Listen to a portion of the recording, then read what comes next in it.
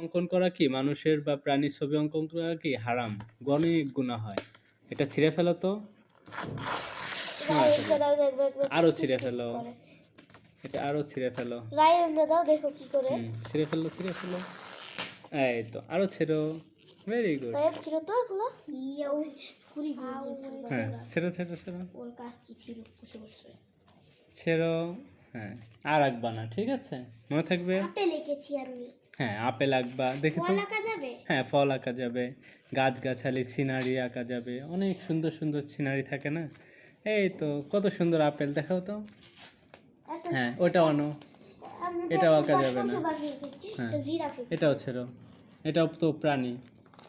হুম ছেড়ে ফেলো। এই তো আমার দেখ। ওইটাও তো মানুষের মতো চোখ মুখ বোঝা যায় না, এটাও ই করতে হবে।